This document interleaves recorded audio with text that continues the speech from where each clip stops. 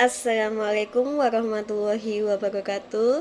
Selamat pagi anak yang solih dan solihah. Kali ini kita berjumpa lagi di mata pelajaran pendidikan agama Islam dan budi pekerti. Hari ini kita akan belajar pelajaran 5 Rasulullah Idolaku dengan sub pelajaran kisah teladan Nabi Sulaiman. Sebelum pelajaran dimulai, mari bersama-sama kita membaca doa terlebih dahulu. Bismillahirrahmanirrahim. Rabbi zidni ilman warzuqni fahman. Amin. Guru akan menjelaskan tujuan pembelajaran pada pagi hari ini. Diharapkan nanti setelah kalian mengikuti pembelajaran kisah teladan Nabi Sulaiman, kalian dapat merangkum cerita kisah teladan Nabi Sulaiman dengan benar, dapat menganalisa sikap yang dapat diteladani dari Nabi Sulaiman dengan tepat, dan juga kalian dapat mengaplikasikan sikap teladan tersebut dalam kehidupan sehari-hari. Dan yang terakhir, dapat menceritakan kembali kisah teladan Nabi Sulaiman dengan bahasa kalian sendiri secara singkat. Selanjutnya, untuk memahami kisah teladan Nabi Sulaiman, silahkan anak-anak menyimak video pembelajaran berikut.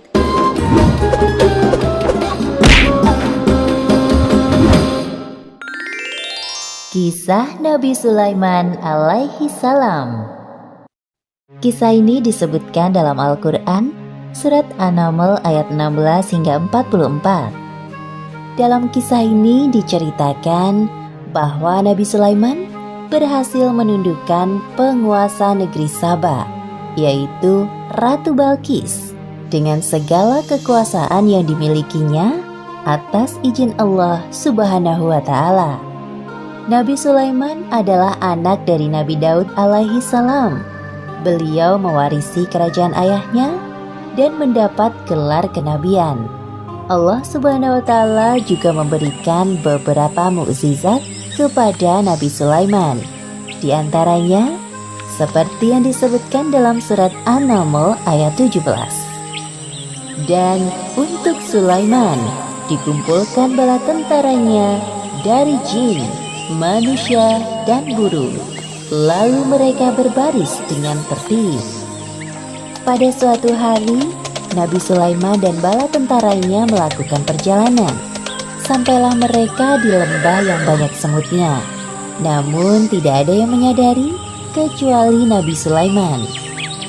"Wahai semut-semut, cepatlah kalian masuk ke sarang, agar kalian tidak terinjak oleh Raja Sulaiman. Dan ayo, cepat lari." "Siap, Ratu." Mendengar seruan Ratu Semut kepada anak buahnya, Nabi Sulaiman tersenyum dan menghentikan langkahnya. Kemudian mereka menunggu rombongan semut itu berbondong-bondong masuk ke dalam sarang. Sebelum melanjutkan perjalanan, Nabi Sulaiman memeriksa tentaranya satu persatu. Ketika sampai di bangsa burung, Nabi Sulaiman merasa ada yang kurang. "Mengapa aku tidak melihat Hudhud? Apa dia tidak ikut dalam perjalanan kali ini?" "Wahai Raja Sulaiman, sebenarnya tadi Hudhud terbang bersama kita. Namun sekarang dia menghilang entah kemana." "Kemana perginya Hudhud? Awas saja dia datang tanpa membawa alasan yang masuk akal. Akan aku hukum dia nanti." Untungnya, tak lama kemudian, burung Hudhud datang. "Dari mana saja kau, Hudhud?" "Maafkan hamba karena pergi tanpa izin, wahai Raja Sulaiman.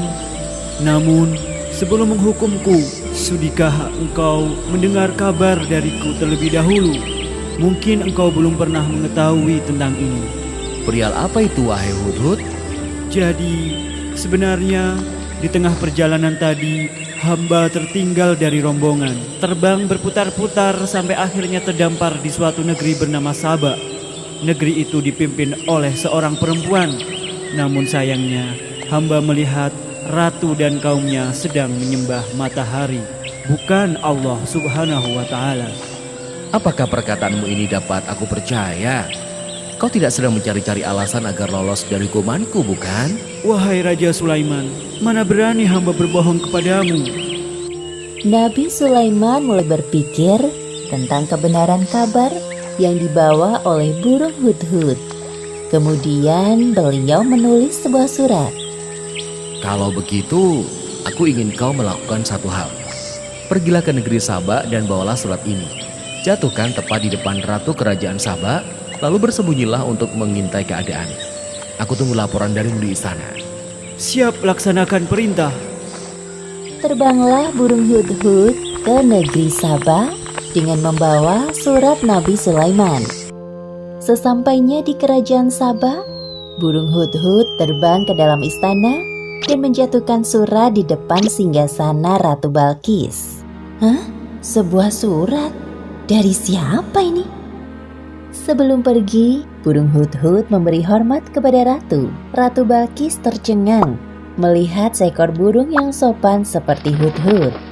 Sepertinya surat yang dibawa burung itu dari orang yang hebat. Apa ya isinya? Ratu Balkis penasaran dan langsung membaca isinya. Ternyata surat tersebut dari Raja Sulaiman. Dengan menyebut nama Allah yang Maha Pengasih lagi Maha Penyayang, aku Sulaiman, utusan Allah. Aku mendengar bahwa ratu dan rakyat negeri Saba menyembah matahari.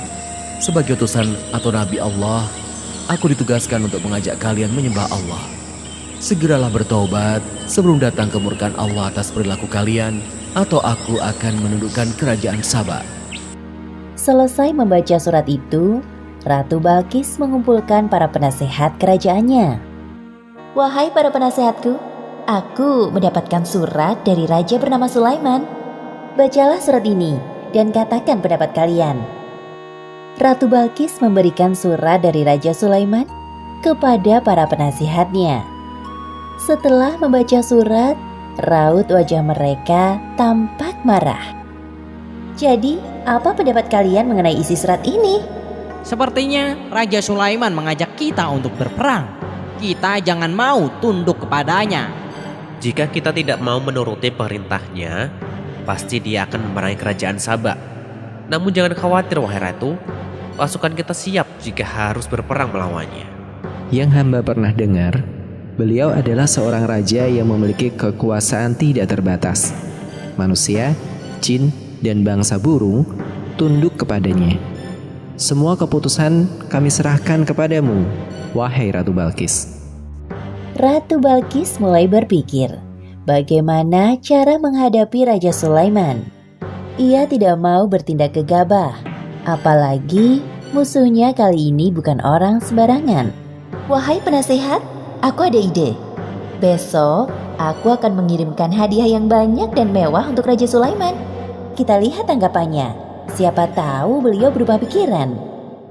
Keesokan harinya, utusan Ratu Balkis berangkat menuju istana Raja Sulaiman di Palestina sambil membawa hadiah yang banyak dan mewah. Sesampainya para utusan Ratu Balkis di hadapan Raja Sulaiman, Aku tidak perlu semua hadiah-hadiah ini. Apa yang Allah SWT berikan kepadaku lebih dari semua ini. Pulanglah kalian, katakan kepada Ratu Balkis, apabila dia dan rakyat Saba tidak mau menyembah Allah, maka aku dan bala tentaraku akan menghancurkan kalian. Baik, wahai Raja Sulaiman, akan kami sampaikan pesanmu kepada ratu kami.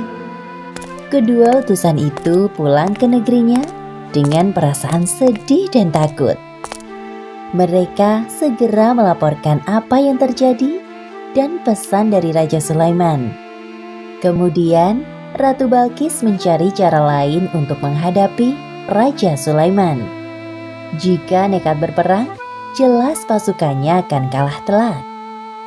Wahai para penasehatku, siapkan pengawal untukku. Aku harus turun tangan langsung kali ini untuk menemui Raja Sulaiman. Siap, wahai ratu. Tak jauh dari istana, tampak burung hudhud mendengar percakapan mereka. Ia segera terbang ke Palestina untuk melaporkan apa yang didengarnya kepada Raja Sulaiman. Nabi Sulaiman mendapat laporan dari burung hudhud dan segera menyiapkan sebuah rencana untuk menyambut Ratu Balkis. Wahai para penasihat kerajaanku, siapakah di antara kalian yang sanggup membawa singgasana Ratu Balkis ke hadapanku? Hamba bisa melakukannya, wahai Raja Sulaiman. Seberapa cepat kau bisa melakukannya? Sebelum engkau berdiri dari duduk, singgasana Ratu Balkis akan hamba bawa ke sini. Wahai Raja Sulaiman, hamba bisa melakukannya sebelum engkau berkedip. Lakukanlah. Seketika itu juga, singgasana Ratu Balkis hadir di hadapan Nabi Sulaiman.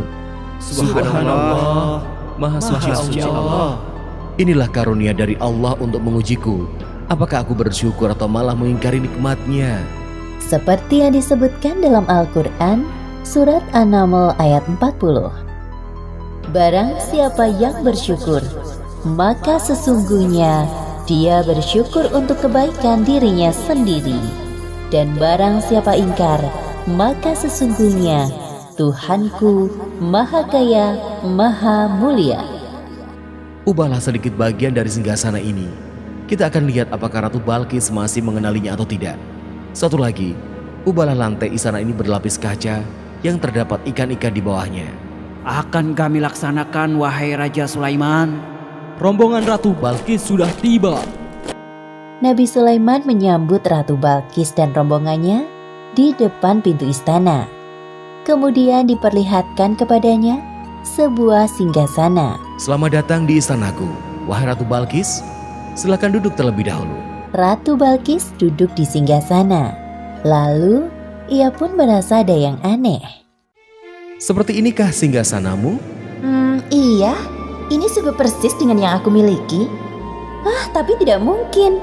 Tadi sebelum pergi, aku melihat singgasanaku masih ada pada tempatnya.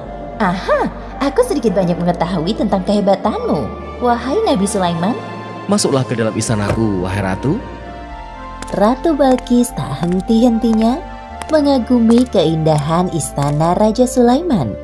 Lalu pandangannya tertuju pada lantai jernih seperti kolam ikan di tempatnya berpijak.